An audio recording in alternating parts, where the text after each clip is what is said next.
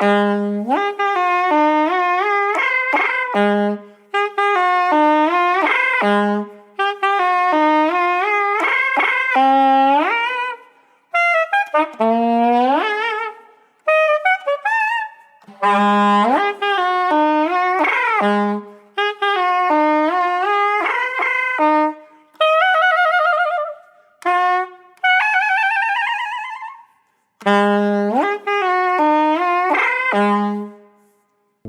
wasn't that incredible? Guys, I'm absolutely delighted to introduce to you today Dániel Váczi, who is the inventor of this wonderful, incredible new instrument, relatively new instrument, the Glissotar.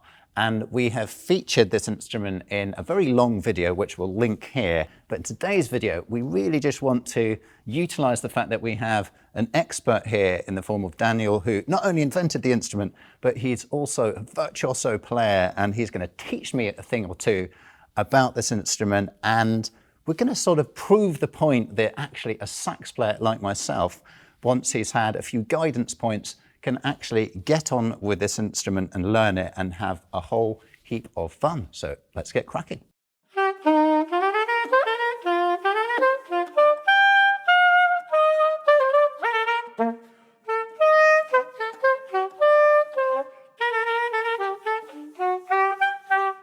Okay, so before we get into the main bulk of this video, let's just remind ourselves what the Glissotar does and what it is, and the main principles behind how the instrument works. Can you just explain that to us a little bit, Dániel? Yes. So the Glissotar is based on the Hungarian tarogato, sure. Which is like a wooden soprano saxophone.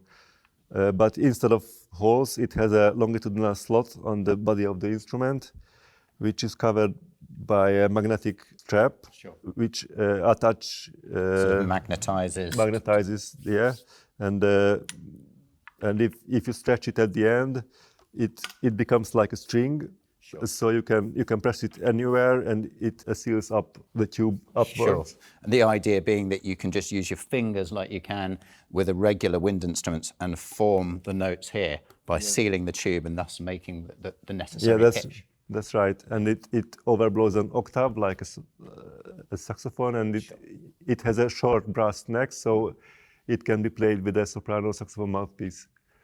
Absolutely, and just to explain to the viewers, you might be thinking, well, we've got two instruments here, and they both look different from one another. So what are we dealing with here? Yes, so this one is a wooden instrument made of purple heart or amaranth. Sure. And that one is a 3D printed bio-composite material. With the idea being this is a lower cost model, so slightly more affordable, and then we get the rich velvetiness in the sound with this, the wooden... The wooden one, yeah. Which was the original concept, if you like. Yes, yes. Yeah, that's wonderful. So we're now going to look at, I'm sure this is the bit you all want to get an understanding of, how do you actually play this thing? Where do you put your fingers? How do you begin? So Dániel is now going to let us know the basics of this instrument and how to get going on it.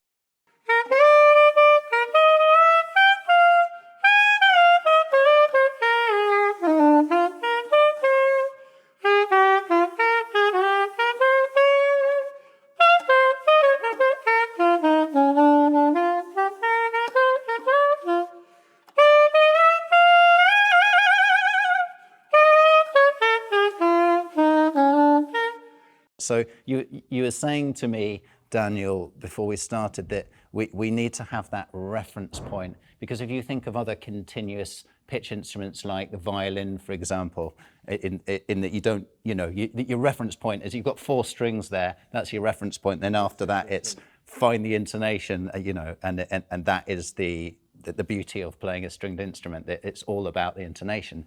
With this, the problem is kind of compounded in that we just have the one reference point, which is the lowest, yeah, that's right. The lowest note. So the lowest note being the A flat. This is the A flat, yes. So it's a little bit more like a singing, that you never know where you are. I mean, if you just start to play this instrument, because it's not visible reference points, only the lowest note, but the lowest note is an A flat, and the 1 octave higher A flat is just opposite to your thumb if you hold it just Yes. below the octave key. Just below this first octave key. So I was just learning that that is a beautiful way to locate that octave, low A flat to A flat. Can you demonstrate? Great. And the other one is in front of the thumb rest. This thumb rest on the Yes, right, sure. it's usually, of course, it depends a little bit on how high you adjust it. Sure. But it's more or less an E flat.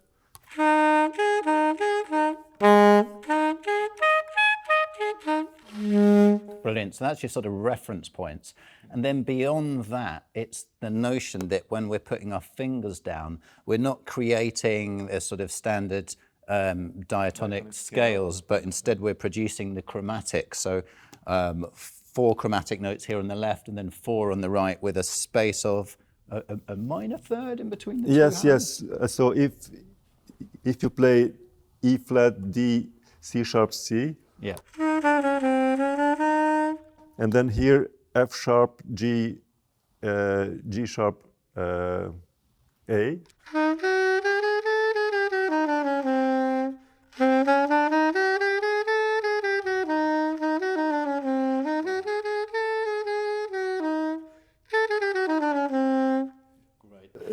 Okay, so I'm going to have a go now. I'm going to make a fool of myself. This is gold. So I'm going to start by trying to produce the bottom note here, which can be a bit more of a challenge, just to you have get to press it. You have to press hard. We're discovering. Hard, So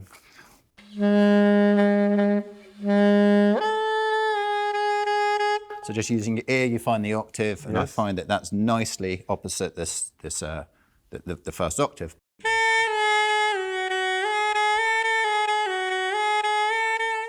So the first 3 notes of the A major scale.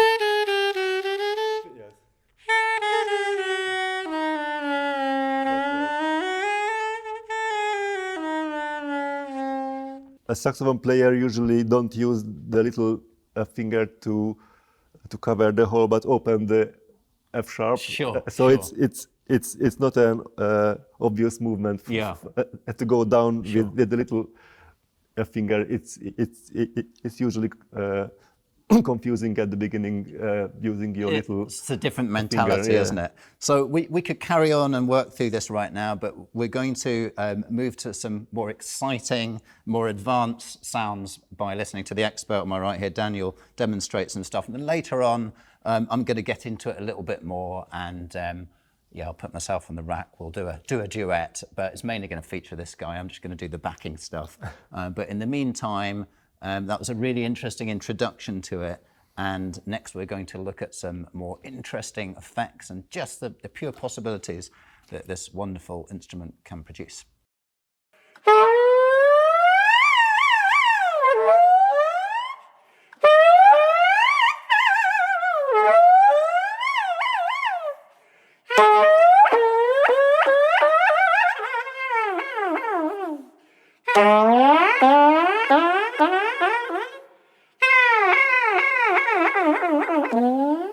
So one thing I find fascinating initially is the idea that any sax player can pick up this instrument and you can have a go straight away, and it's very accessible. It's easy to produce the sound because of course we've got a soprano sax mouthpiece here and it's the conical body. So the experience is very natural and intuitive for a sax player in terms of that feeling, the feeling of the sound production, the tone production, the embouchure, the airflow. And then beyond that, it's just the challenge of the fingering. So you were sort of telling me earlier, you see it in 3 stages. The idea that initially you've just got this fun aspect to it all, that you can you pick it up and you go, wow, it's got this ribbon on it. And what does it do? Let's have a go. You've got all these slidey things going on. So you do this initially before you even have a clue what the notes are, and you realize that there's so many possibilities to be explored from it. That is stage 1, if you like. Yes, yes. And then stage 2, you think, well, actually, hang on a minute, I need to actually now seriously learn this instrument. So what do my fingers do? Which is what we've just discussed Yes, earlier. and it is very different from playing a saxophone because there are no fixed notes with fingers, but you have to develop a fingering method to understand where you are and where you want to go. So it's more like playing a violin or a piano where you have to develop a fingering for every melody. Yes, like a Or, system yes, a that system, works yeah. exactly for each scale. On the piano, it's unique, and then you find those systems for you on this. And then you were kind of saying like the third sort of stage is that you develop your own unique ability to connect to the instrument, because for one player they might find a different way of doing it to another player. I think you've got to stage 3. I'm kind of hanging around at stage 1.2, just with a few fingerings onto my belt. Great. So all that said, let's just hear a bit more of the instrument. So perhaps you can just demonstrate something a little bit more fiery than just a C major scale or something, just showing a few more possibilities that the instrument can produce.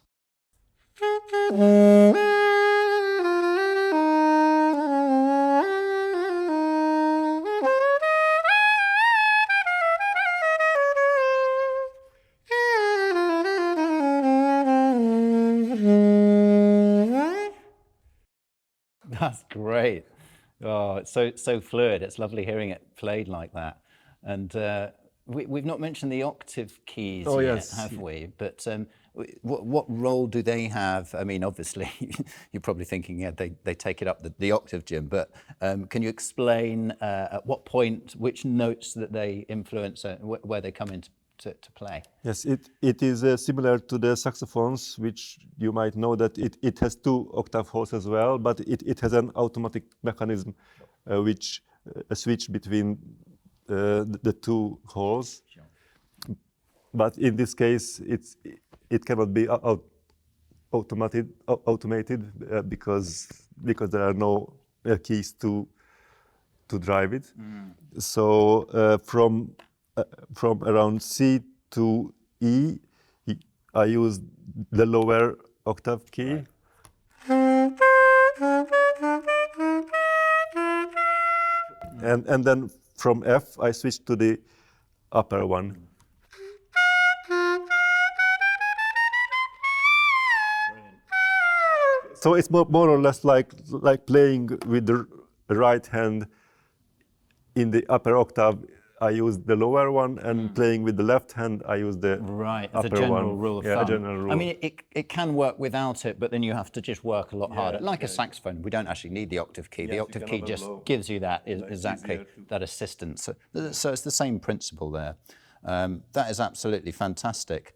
Well, I think it's probably time to hear some more music. And why don't we go even crazier now? Because you demonstrated something that was quite pretty sounding there, but I think you can do something a little wilder, because we've got this belt here, and we can do a little more with the belt, or the ribbon, however you want to describe it, than just producing the fingerings, right? Yes. For example, you can play with one hand only as well, even with one a finger, because it seals up. So.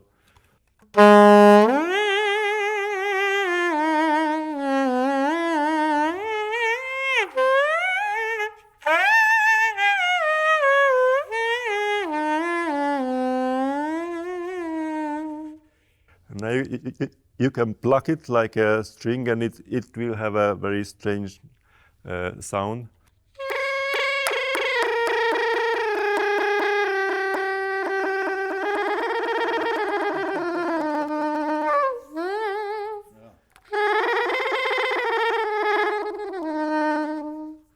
Well, Mark King of level 42 would be impressed at that technique. Yes, like stopping. And then you can remove it entirely, can't you? I think this yes, has to come next.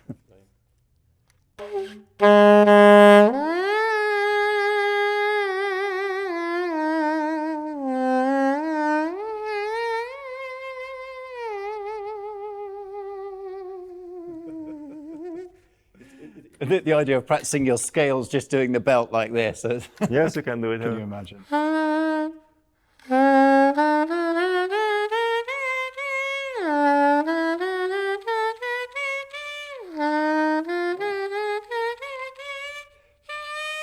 And I was joking, but he seriously can do his scales just by picking off the belt there. Yes, so it's more or less like playing a theremin. Sure. I got it all the time. That is it an electronic instrument? Where is the battery? Yes, because it has that sound to it. Yeah, like that. And then earlier we were talking about the idea that you can go seriously contemporary with it, and then perhaps, you know, the Kenny G fans aren't so pleased because they think, well, where's the smoothness gone? But it does lend itself to that a little bit more. Can you perhaps demonstrate something that takes it in the very, say, atonal direction, or even using microtone possibilities?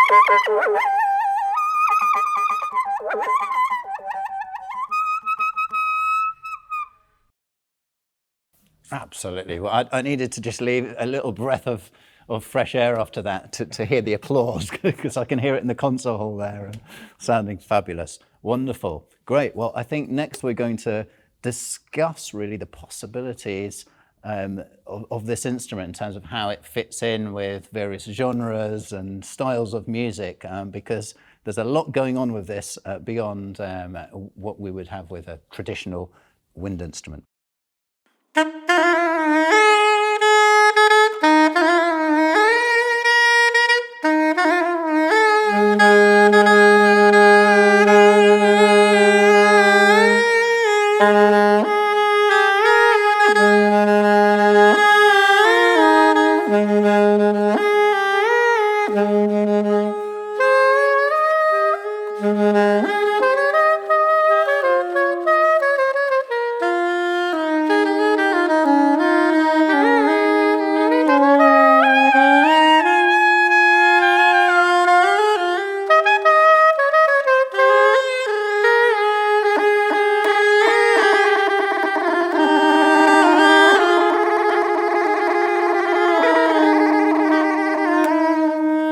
So let's just delve into the potential styles and genres that we can play in with this instrument, because as mentioned throughout the video, there are so many possibilities with the use of the continuous pitch concept.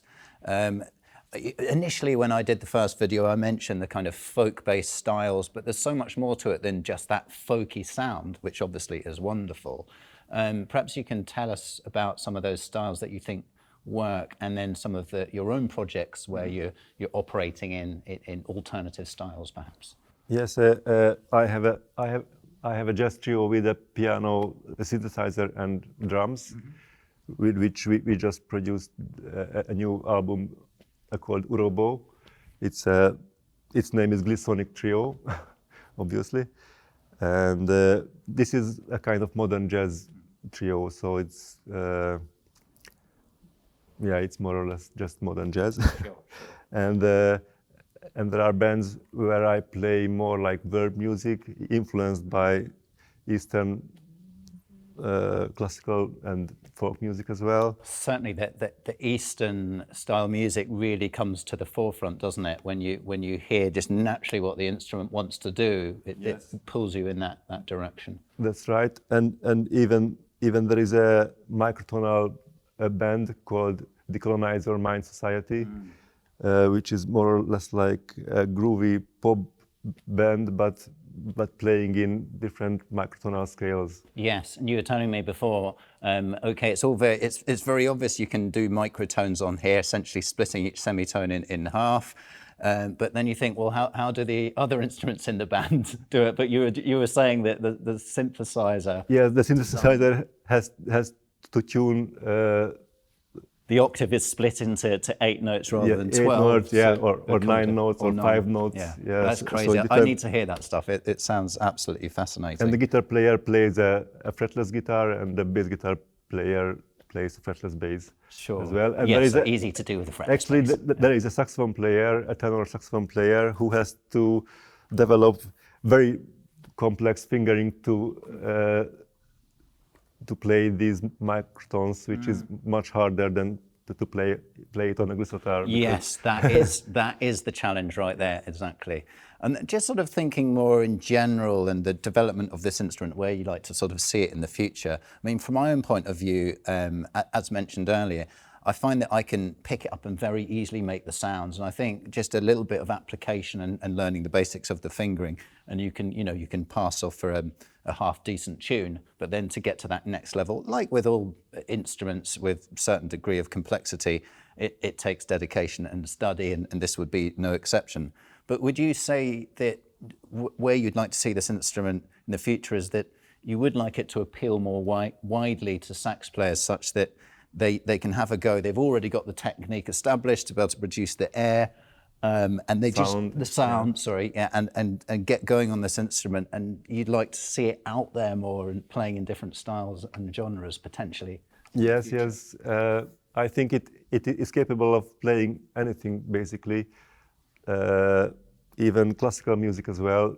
I played a lot of Telemann pieces to practice my classical chops. Yeah, to get the right so the intonation. Yeah, intonation. Yes. Yeah. And I love Telemann as well. So. Exactly. So it's beautiful. But I think there are no styles which. Yes, you're not limited. Which cannot be played on the Glissotar. Yeah, endless. As you said, you just started to play the violin with your son, so it's the same thing that